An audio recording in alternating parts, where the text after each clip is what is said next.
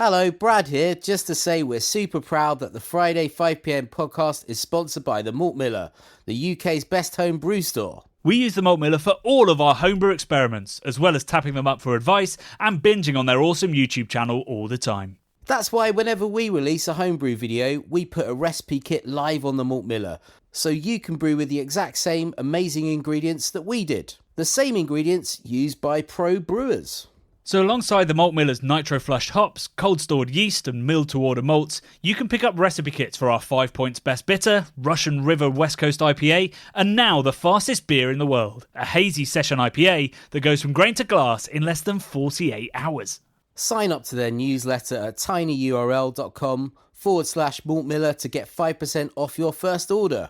With the Malt Miller's amazing customer service and Johnny's 48-hour recipe, you could order the ingredients on a Monday and be drinking the beer by the weekend. Speaking of which, it's Friday. It's 5pm. So enjoy this week's Friday 5pm podcast.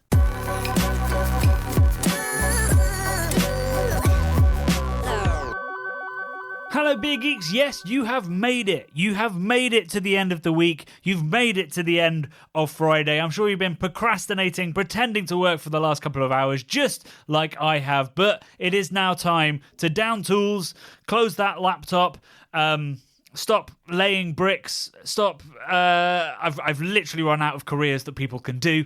And it's time to enjoy the Friday 5pm. So get a can. And if you watch this week's video, make sure you decant that can. And enjoy a beer as we dig into some utter nonsense. Unfortunately, at least half, probably about 90% of the nonsense you'd usually expect from the Friday 5pm podcast is going to, well, it's not going to be there, and that is because Brad sadly has some family stuff he needs to attend to. So you are lumped with me doing the best job that I can of filling 20 minutes with absolute nonsense, but also some golden beer nuggets. Doing my best, Paul Merton. That's a just a minute reference for the Brits out there.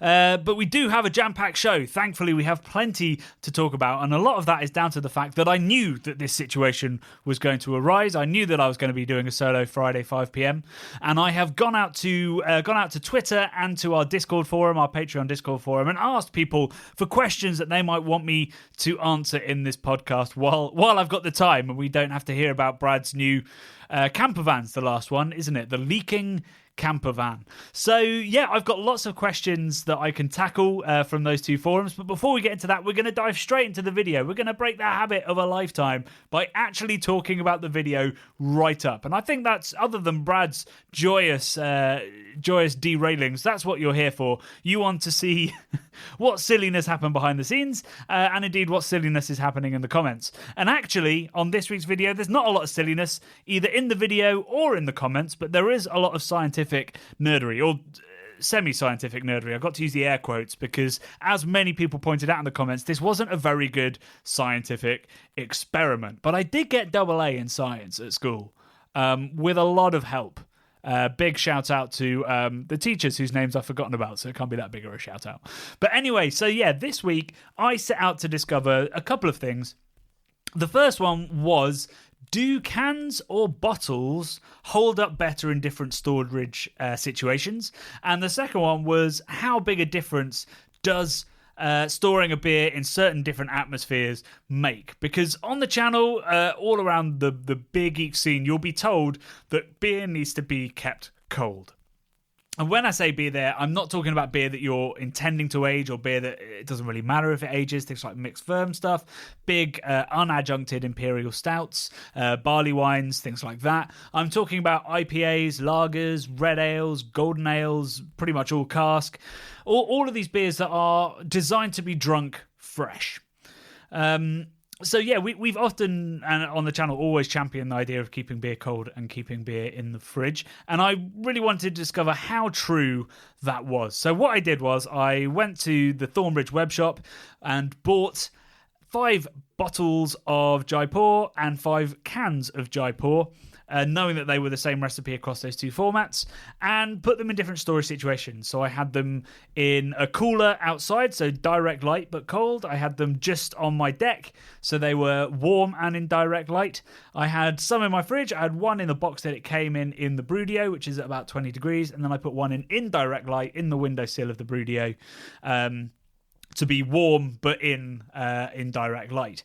And if you've seen the video, it was striking, if you'll forgive the pun, how different these beers ended up. So they were left there for 47 hours, I think, between me unpacking the box and me actually shooting the video. Well, not me shooting the video, me putting all of the beers in the fridge so they chilled down to the same temperature.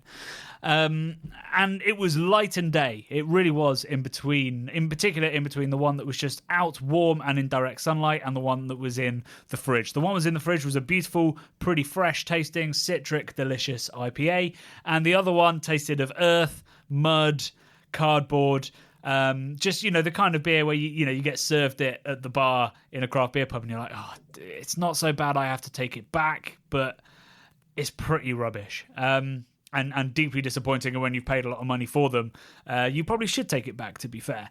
So that was what happened in the video. Spoiler alert. You're supposed to do that before you give the spoilers. But yes, and it was a fascinating video for me as well, because although I expected those results, I did not expect the results to be quite so clear after 48 hours. And it seems in the comments that lots of other people were really surprised. And I had two comments actually that sort of expressed this surprise but in a different way. And the first one was from Paul Bamforth, who said, so the results suggest that all supermarket beer and most bottle shop beer is stored in a way that's going to very noticeably damage the taste. I'd imagine most of it is sat on shelves for at least 48 hours. I've had some very bad cans from some pretty reliable breweries over the years, so I suspect this might be the case, but figure the dodgy cans have been stored in more extreme conditions. Paul, I mean, those were extreme conditions, to be fair, for the one that was outside in direct sunlight, and I'd really hope that no beer, even supermarket beer, is stored like that. But it was still pretty clear, the indirect sunlight, and even to some extent the one that was just kept in a box at 20 degrees. It was clearly different from the one that was in the fridge. So yes, you should not be buying any hoppy beer, any lagers that aren't in the fridge at the point of sale or the point of serve. But as Captain Taps, which used to be my local bottle shop, a great bottle shop that's all fridges except for their mixed firm stuff, pointed out, it's not just about where it's stored just before serve or sale, it's also about cold chain. Cold chain being the process of ensuring that the beer is kept cold from the moment it's packaged to the moment that it's cracked open by the consumer. So yeah, it's worth asking whoever you're buying the beer from, was this cold chained, particularly in summer, just to talk you through what the process, the chain looks like in beer. And I'm speaking for the UK here as somebody who worked for 4 years for a beer distributor. What will happen is that beer will be packaged. It will then hopefully be stored in a cold store at the brewery. That will then be picked up by the distributor, usually, potentially the retailer. They might get out the distributor. That happens certainly with bottle shops a lot of the time. And that will then be transported, probably not in refrigerated trucks. Not many beer distributors in the UK, at least, are using temperature-controlled trucks. So in winter, that's fine, It's probably going to be 5-10 degrees in the back of that truck. But it does present an issue in summer, particularly on very hot days. And as we've learned, it only takes 48 hours of being at a high temperature for that beer to be ruined. So if you're driving to a brewery in Scotland to pick it up and then bringing it back down to a warehouse in southern England, probably that beer is going to arrive quite dead. So while that only really makes a huge difference for 4 to 5 months of the year, it's worth bearing in mind. There was also another comment that said, should I be buying direct from breweries, because maybe they don't keep it cold chained, it's going through the post and all of this kind of stuff.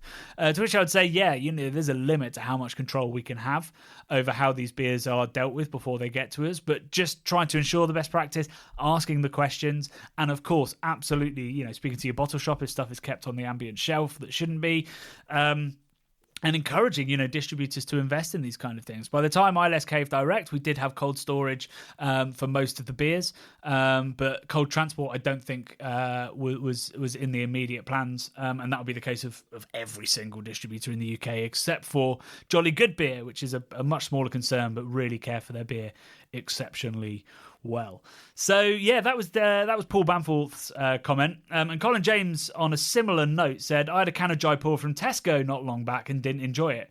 It was this legendary, brilliant beer in the Student Union in 2007. I couldn't tell by having the can alone whether it was simply just nowhere near as good as it once was, whether it was just better from the pump, or whether it had been stored poorly."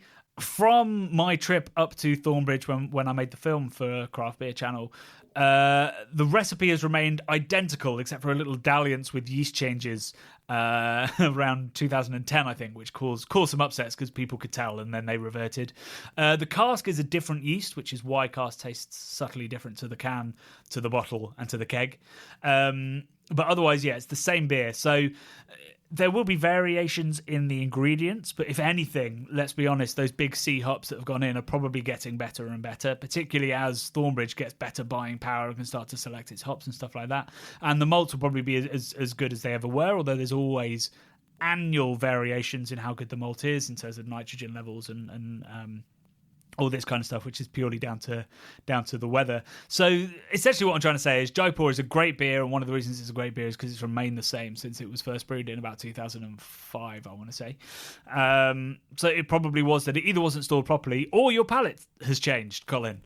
So there's the lupulin threshold shift, which was talked about by Vinny at Russian River, which is we just want more and more hops. You know, it's hard to go back down to less hops. And Jaipur is a much more restrained recipe than many of the West Coast beers being made today as part of that revival. So it could well be that.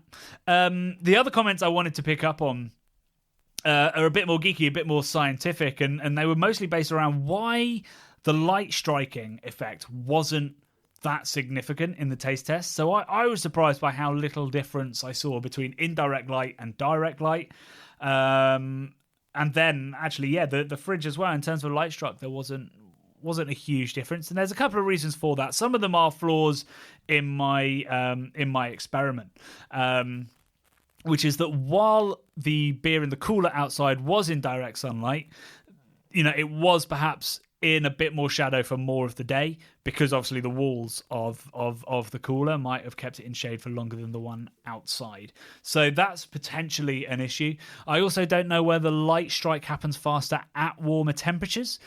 Pretty much all chemical reactions happen faster at higher temperatures. That's the laws of thermodynamics. So it might well be that light strike does happen quicker when the beer is warm. So maybe that's another reason.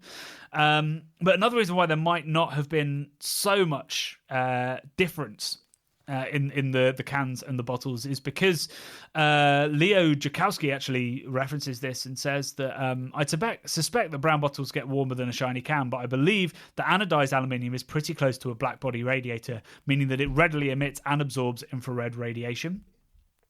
So what he's basically saying there is that the cans may have warmed up very, very quickly, and essentially the oxidation process, which would have happened much quicker under that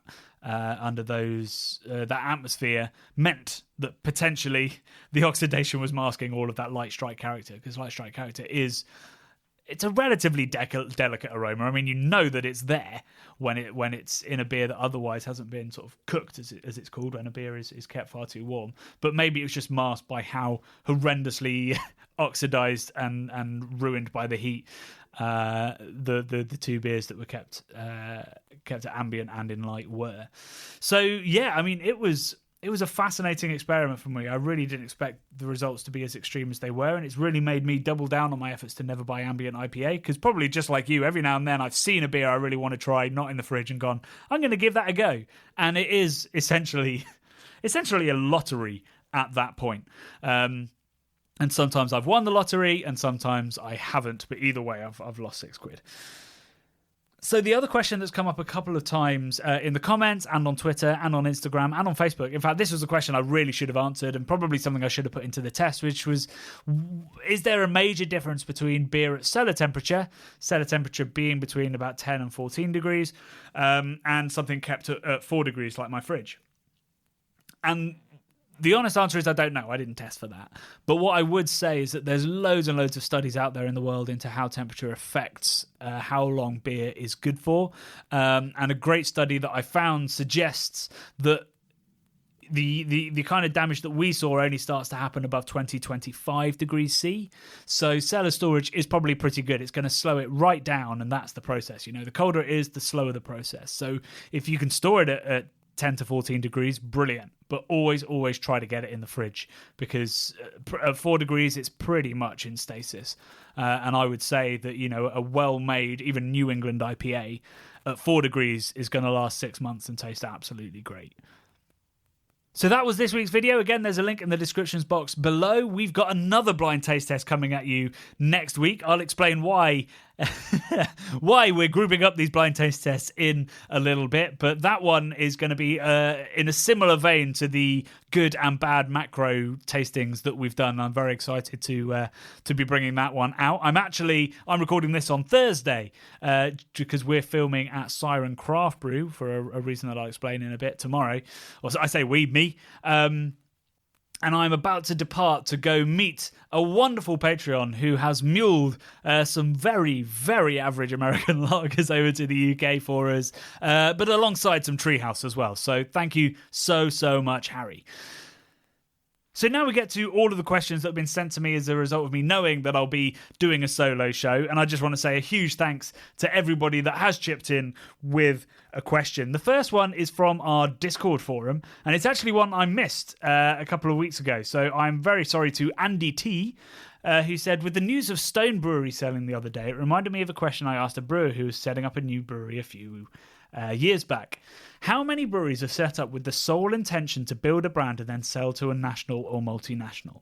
Essentially, the business plan has a route to sell within X years to make the owners a good profit. So, I'm not going to know the exact figures, but what I would say is from my experience of 10 years following the industry and now 8 years being in the actual industry is a lot more than you would like to think. You have to remember that when you set up a company, you have to basically have two plans for it. One is an exit strategy, and two is someone you can pass that business on to. So every single brewery that is set up has to have one of those goals in mind. Or the third option is that they literally don't think that far ahead. And I think that actually that is probably true of most breweries. It's certainly true, I should say, of the Craft Beer Channel, which is a limited profit-making company that Brad and I set up in 2013 with no real idea of what to do with it. We made it a limited company so that it was a legal entity that could make profit and that we could file our expenses through. We didn't ever think, are we going to sell this? Are we going to pass it down to our children? Are we just going to, close it, cut it and run, which a couple of breweries have also done? That's a fourth option, but it's exceptionally rare, particularly, with the Craft Beer Channel. Well, we've got the Brewdio and we've got the equipment that we've bought, and we spent a lot on equipment recently as we build up to a huge project that we still can't announce, but it will be soon. So, if we just close the company, there'd be a lot of assets to sort of hand out to me and Brad that we don't necessarily want to use again. But with a brewery, you've got £1 million brew kit that you'd have to sell on, and potentially a lease and all this kind of stuff. So it's a bit of a tricky option to just sort of cut and run. So yes, definitely most breweries, I think, most brewers, most brewery owners set up not really knowing where that business is going to take them. There's certainly going to be an assumption that they won't make it, that they will eventually have to close through liquidation. And that is sadly the result for most businesses that set up. It's not been the result for most breweries that set up yet in this sort of current boom times, but it probably will be. In terms of the people that build brands to set up, I think they're pretty rare. I think that a lot of people are trying to build a brewery that they would then pass on to another MD that would have board members and investors that would carry it on when that person wanted to step aside. So I think that's sort of the second biggest. First is not really thought about it. Second is we want this company to outlive me as the founder, and so you build a board and get investors as a part of that. And that's something that should always be remembered when breweries take investment. It is a step towards building a sustainable business, because there will be other people that have a financial interest in it and want to see it succeed. So we shouldn't always be skeptical of funding coming in from external sources. Those that are just built to sell are pretty rare. There's particularly as you can see right now. I mean, Stone Brewery, which was one of the most, easily perhaps one of the most famous craft breweries in the world, easily one of the biggest for a long, long time. It was in the top 10 in terms of brewers of size in the States, has sold for $165 million, which sounds like a huge amount. But if you remember, it wasn't that long ago that Ballast Point, which was, I believe, a smaller brewery, sold for $1 billion. So the bottom has fallen out of that craft brewing market, and investors are starting to realise that brewing is not a way of printing money by any stretch of the imagination. The margins are way for thin. The sort of the trade winds that below you about are incredibly hard. I saw a tweet from one of our Patreons, Elusive Brewing, just recently, just saying that just the annual cost of his cardboard has gone up by 300 quid or so in the last since, I think we're talking months here, like 6 to 8 months. So it's incredibly tough out there for breweries, and I think that certainly if there were breweries that were built to sell, and I think maybe Camden Town would be a great example of that. I think that was always probably Jasper, the founder's plan, to sell at least a large proportion of it to a multinational and to some extent to walk away.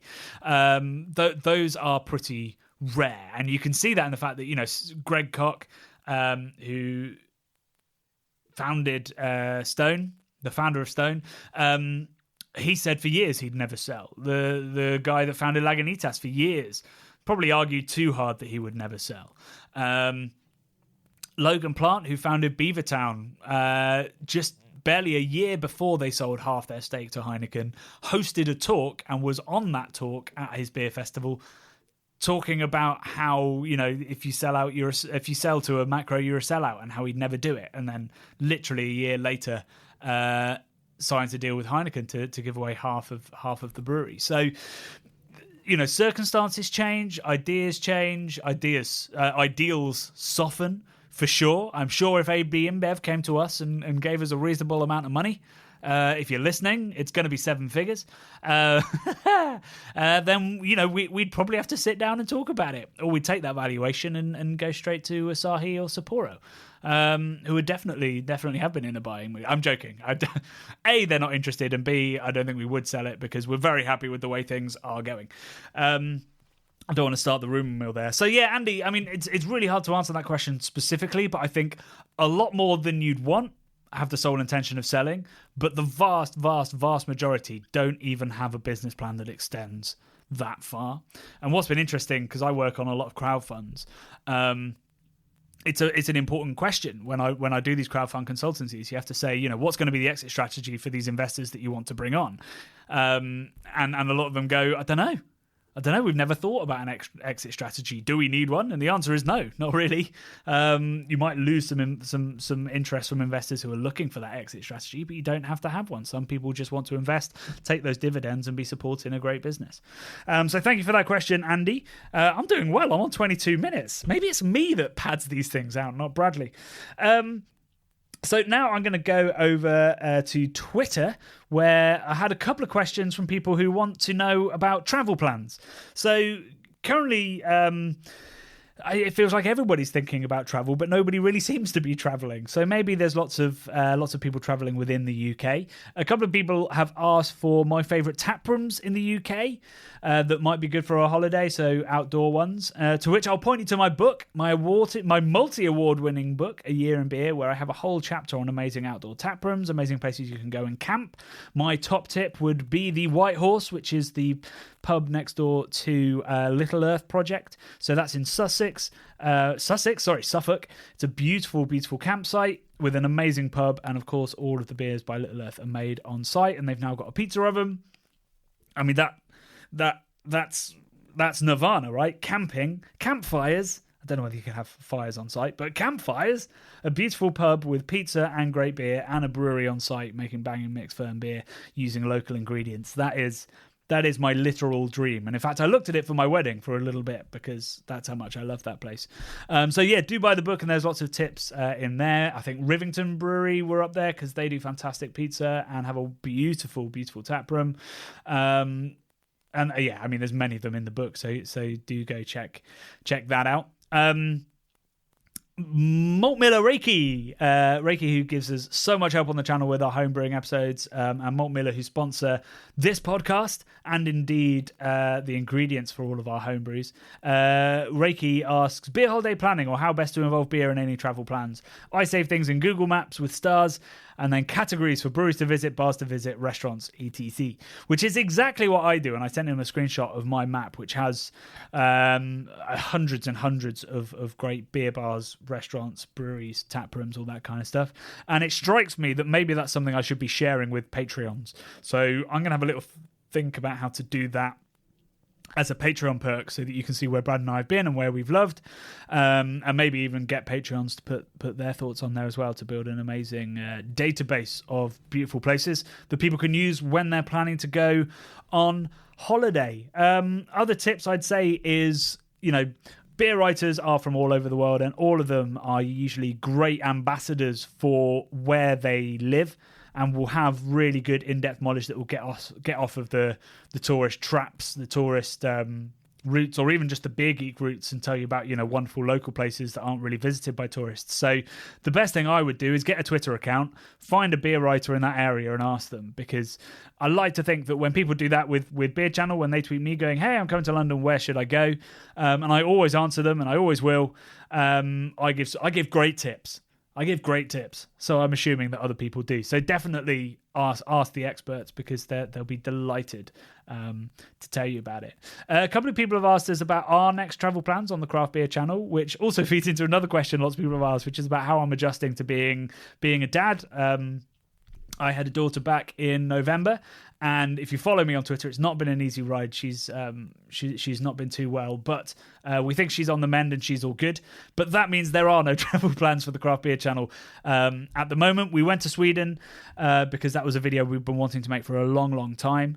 So we sort of scratched that itch, and then we've got two massive Britain-based projects coming. So the big one that we can't talk about yet, and I'm pleased to say that Keep Cask Alive Series 2 has been commissioned. We have had that great news come in the last few weeks. So we will be filming that, which will involve lots of travel. Already we've got Leeds, Manchester, Bristol, Birmingham. I'm missing somewhere. Where am I missing? Sussex. I think you all know where we're headed in Sussex. Well, actually, there's two places we could be headed in Sussex for Cask. Hopefully both. So those are our travel plans. They are very much UK based, but we do intend to start international travel again in 2023, and we might sneak some international travel in right at the end of this year. But we just don't know, and we don't want to make any promises. But if there's anywhere where you think we should go, you should totally hit us on Twitter, Instagram, Facebook, YouTube as well, and of course our Patreon forum, where we will reply post haste, and hopefully you might make some connections with people that have already been to certain places and can recommend them to you. So the last thing to do is to tell you about the thing I teased earlier with Siren. So tomorrow / this morning, from where you are, I am headed to Siren to film the brew of a Russian River inspired IPA that is Super Simcoe heavy. And this is part of a new project from Siren called Time Hops, in which they're looking to celebrate and tell the story of the four most important modern hops of the craft brewing era. So that's Simcoe, Centennial, Citra, and Cascade. And so they've got recipe advice from four breweries that are famous for those productions, including Russian River and Sierra Nevada for Cascade. They haven't revealed the others, so I'm not going to steal their thunder. And they will be serving those beers at a festival in Reading at the end of July. And there's a link to that event in the descriptions box below. Our role in that is that we are making a little film, a 20-25 minute film that tells the stories of these hops, tells the stories of these breweries that are involved, and indeed taste the beer and shows them being brewed. So it's going to be a really exciting little project. There's going to be lots of beautiful animations by Brad, and it's going to be well worth turning up to that festival if you love hops, because not only is Siren going to be bringing those four beers and lots of other tasty hoppy beer, but they've invited some of the country's best other breweries to provide beer for it as well. So it's going to be a really great day. We'll be showing the video there and doing a Q&A, so it should be a great day. You can come and meet me and Bradley there and have a gay old time. I think it's the 30th. I'm gonna have to check now, because I can't believe I'm not saying the date on here, and I'm now stalling while I dig out my diary. Stalling. 30th. It is it's the 30th of July that event is happening. So please do come down to that. Tickets are only 12 quid. 12 quid. It's amazing to get in there and get a beer for that price. So yeah, check out that link in the description box below. Check out next week's video, which is another blind taste test. And all being well, me and Bradley will see you next Friday for a normal edition of the Friday 5 p.m. Have a great weekend.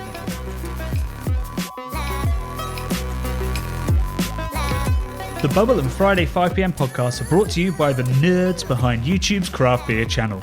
You can watch over 400 mini documentaries at youtube.com/the craft beer channel. And if you love what we do, support us via Patreon and get access to merchandise and our amazing Discord forum, a positive and welcoming space for everyone who loves beer, food and homebrewing. Love and beer.